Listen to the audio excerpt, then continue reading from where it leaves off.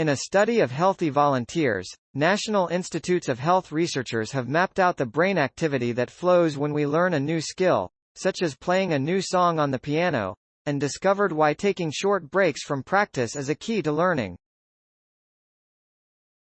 The researchers found that during rest the volunteers' brains rapidly and repeatedly replayed faster versions of the activity seen while they practiced typing a code. The more a volunteer replayed the activity, the better they performed during subsequent practice sessions, suggesting rest strengthened memories.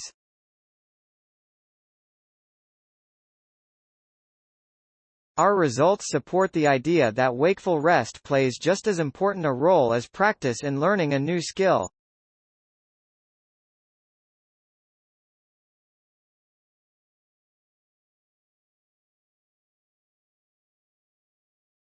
It appears to be the period when our brains compress and consolidate memories of what we just practiced, said Leonardo G. Cohen, M.D., senior investigator at the NIH's National Institute of Neurological Disorders and Stroke, NINDS, and the senior author of the study published in Cell Reports. Understanding this role of neural replay may not only help shape how we learn new skills but also how we help patients recover skills lost after neurological injury like stroke. The study was conducted at the NIH Clinical Center.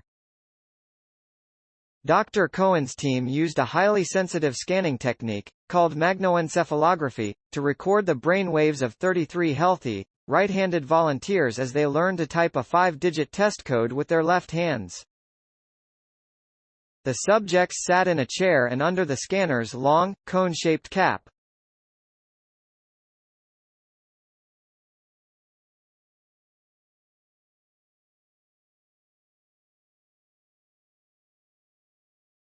An experiment began when a subject was shown the code, 41234, on a screen and asked to type it out as many times as possible for 10 seconds and then take a 10-second break.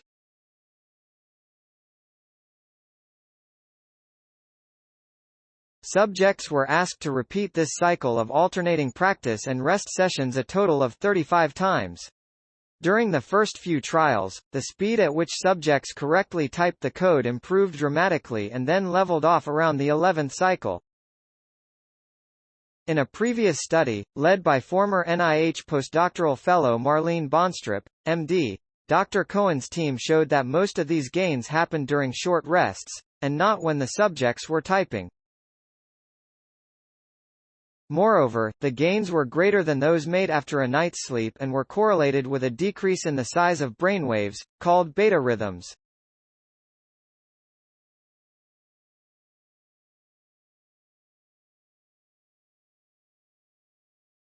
In this new report, the researchers searched for something different in the subjects' brainwaves.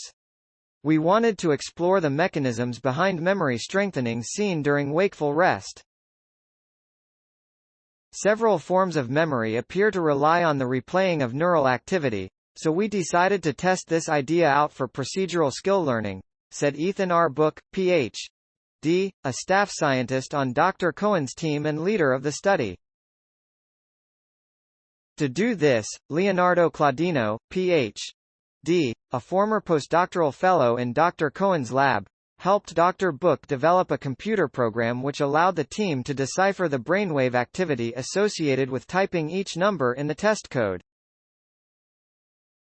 The program helped them discover that a much faster version, about 20 times faster, of the brain activity seen during typing was replayed during the rest periods. Over the course of the first 11 practice trials, these compressed versions of the activity were replayed many times, about 25 times, per rest period. This was 2 to 3 times more often than the activity seen during later rest periods or after the experiments had ended. Interestingly, they found that the frequency of replay during rest predicted memory strengthening. In other words, the subjects whose brains replayed the typing activity more often showed greater jumps in performance after each trial than those who replayed it less often. During the early part of the learning curve we saw that wakeful rest replay was compressed in time, frequent, and a good predictor of variability in learning a new skill across individuals, said Dr. Buch. This suggests that during wakeful rest the brain binds together the memories required to learn a new skill.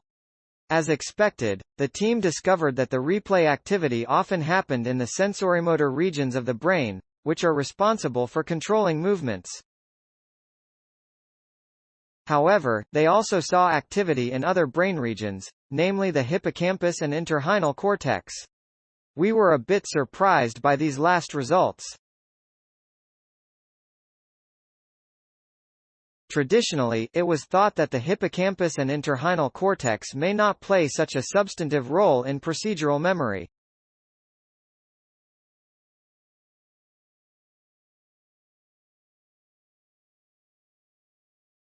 In contrast, our results suggest that these regions are rapidly chattering with the sensorimotor cortex when learning these types of skills, said Dr. Cohen. Overall, our results support the idea that manipulating replay activity during waking rest may be a powerful tool that researchers can use to help individuals learn new skills faster and possibly facilitate rehabilitation from stroke. Quote: "Thanks for watching. Please subscribe my channel for more updates.